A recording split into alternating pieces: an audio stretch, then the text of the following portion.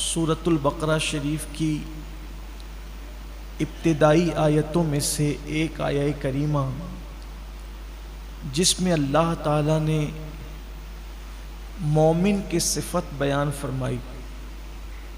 جو مومنین ہے اور کامیاب مومنین، ان کی صفت میں سے دو صفات قرآن کہتا ہے وَيُقِيمُونَ الصَّلَاةَ وَمِمَّا رَزَقْنَاهُمْ يُنْفِقُونَ،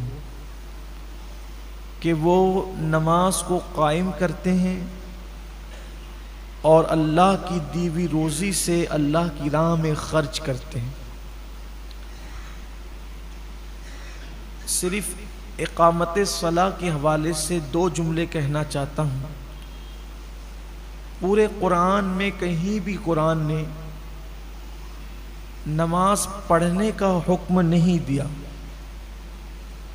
بلکہ نماز قائم کرنے کا حکم دیا. اقامت صلاح، نماز قائم کرنا. اس کے ضمن میں مفسرین نے دو باتیں لکھی ہے. نماز قائم کرنے کا مطلب یہ ہے کہ ایک وقت کی نماز بھی جان بوجھ کر نہ چھوٹے، پہلی بات. اور دوسری بات یہ ہے کہ جب تم نماز پڑھو تو اسلام نے جو ارکان بتائے ہیں اس کو ٹھیک ٹھیک ادا کرو.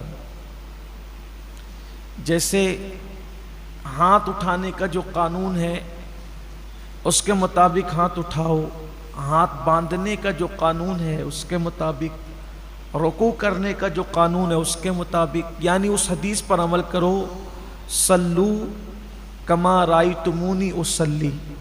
اللہ کے حبیب علیہ السلام فرماتے ہیں نماز ایسے پڑھو جیسے مجھے نماز پڑھتے ہوئے دیکھتے ہو. اب آپ دیکھ لیں نماز کی حالت میں کسی کے ہاتھ یوں ہوتے ہیں، کسی کے ہاتھ یوں ہوتے ہیں، یعنی جس کی جو مرضی ہے وہ کرتا ہے. یہ اقامت صلاح کا قانون نہیں ہے. اپنی مرضی نہیں. نماز سیکھیے اور سیکھ کر پڑھیے. میں نے تفسیر قرآن میں پہلے ہی دن کہا تھا، جو روزانہ ہمارے ہاں ہوتی ہے تراویح کے بعد، کہ کم سے کم گھنٹہ ڈیڑھ گھنٹہ نکال کر کسی اچھے عالم دین کے پاس یا کسی معلومات والے مبلغ کے پاس تھوڑا سا بیٹھ کر نماز سیکھ لیں. ظاہری ارکان کیا ہیں؟ تو اقامت صلاۃ کا پہلا مطلب، پہلا قول اس پر جان بوجھ کر بھی ایک وقت کی نماز نہ چھوڑی جائے. نمبر دو، تمام ارکان کو صحیح ادا کیا جائے. اور نمبر تین، جب نماز پڑھو تو اس حالت میں پڑھو ان تعبد اللہ کأنک ترا فإن لم تکن ترا فإنہ یراک. ایسی عبادت کر جیسے گویا تو خدا کو دیکھ رہا ہے.